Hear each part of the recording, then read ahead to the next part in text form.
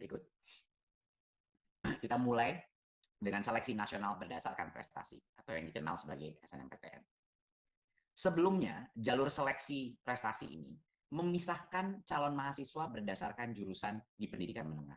Seperti yang banyak teman-teman yang sudah masuk lewat jalur ini mengetahui, dulu itu pilihan program studinya itu dibatasi berdasarkan jurusan mereka di pendidikan menengah, ya kan? Apakah IPA atau IPS, track itu yang akan menentukan pilihan program studinya pada saat di universitas. Dan dulu itu hanya mata pelajaran tertentu yang dipertimbangkan atau angka dalam mata pelajaran tersebut yang dipertimbangkan dalam seleksi. Nah, ini menimbulkan beberapa masalah. Masalah pertama adalah bagi peserta didik yang mungkin di umur yang sangat muda itu menentukan dia mengikuti track yang apa, itu tidak punya kesempatan untuk mengeksplorasi. Dia harus menentukan seperti apa grouping prodi yang dia inginkan sangat awal dalam umurnya dia, yang mungkin dia mengalami perubahan, dan dia tidak bisa mengeksplor. Mungkin ada orang yang mengambil track IPS tetapi menginginkan mata pelajaran IPA dan sebaliknya. Dan ini melimit fleksibilitas daripada murid-murid kami. Dan yang kedua adalah dampaknya adalah hanya mata pelajaran tertentu yang dianggap penting dalam jalur ini.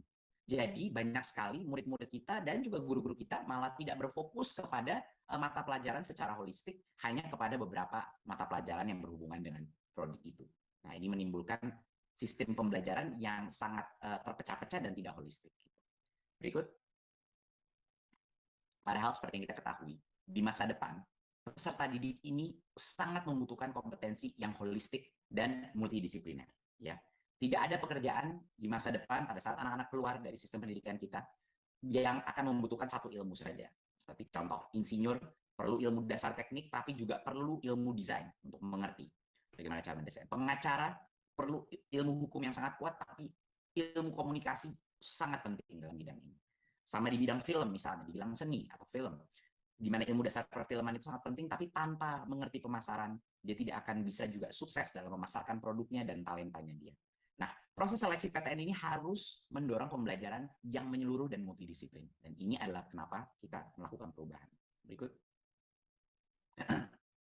Perubahan terbesar yang akan kita lakukan pada seleksi nasional prestasi adalah kita menambahkan suatu kriteria, minimal 50% daripada kriteria, itu adalah nilai rata-rata rapor secara keseluruhan daripada murid tersebut. Ya. Dan sisanya adalah komponen penggali minat dan bakat. Sisanya itu adalah nilai rapor dari 2 mata pelajaran pendukung untuk prodi tersebut, atau prestasi, dan atau portfolio untuk prodi seni dan olahraga. Nah, perubahan terbesar di sini adalah kita memastikan bahwa minimal 50% daripada bobot penilaian dalam jalur seleksi nasional berdasarkan prestasi ini adalah minimal 50% itu nilai rata-rata rapor secara keseluruhan. Dengan ini, kita akan memastikan bahwa setiap murid masih mementingkan pembelajaran dia di tingkat jenjang sekolah menengah, ya, dan tidak mengabaikan atau menelantarkan mata pelajaran lainnya.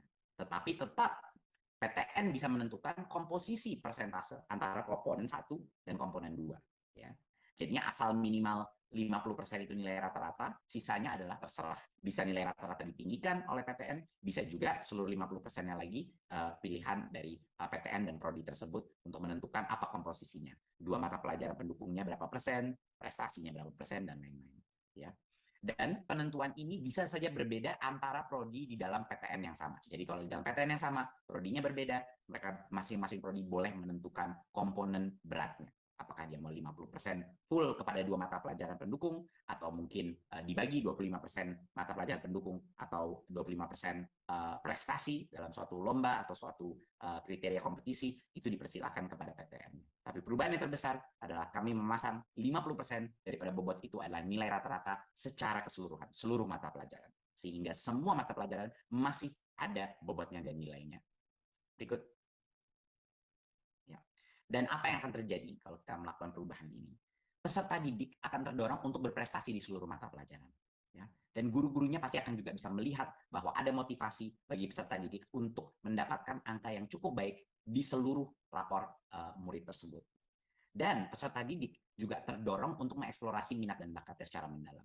Jadinya, walaupun ada 50% bobot itu adalah nilai seluruh pembelajaran, masih sampai dengan 50% sisanya itu bisa berdasarkan fokus atau spesialitas daripada murid tersebut yang berhubungan dengan prodi yang sesuai dengan minat dan bakatnya. Jadinya di sini ada keseimbangan antara saya masih harus mendapatkan angka yang baik, rapor secara keseluruhan, tetapi yang harus lebih penting lagi adalah dan yang bobotnya sama besarnya dengan nilai rapor keseluruhan adalah area fokus saya atau spesialitas minat dan bakat saya. Berikut. Nah, untuk bisa sukses di jalur ini, peserta didik ini harus menyadari bahwa semua mata pelajaran itu masih penting. Ya. Jadi mereka fokus untuk belajar secara menyeluruh. Ya, saya rasa banyak sekali guru-guru akan sangat senang dengan ini karena banyak sekali guru-guru di tingkat SMA yang mungkin sudah melihat anaknya sudah demotivasi di beberapa mata pelajaran tertentu dan fokus kepada hanya area-area yang berhubungan dengan prodinya. Ini memberikan para siswa untuk menggali minat dan bakat secara tekun, ya, tingkatkan prestasi mereka, memberikan insentif untuk meningkatkan prestasi, dan mengeksplorasi pilihan prodi yang sesuai dengan minat dan bakatnya. Ya. Dan juga ini meningkatkan transparansi terhadap kalau anak itu ingin mengetahui apa sih komponen penilaian untuk masing-masing prodi di masing-masing perguruan tinggi, ini bisa secara transparan tersebut bisa dicari dan anak itu bisa melakukan perencanaan yang lebih matang.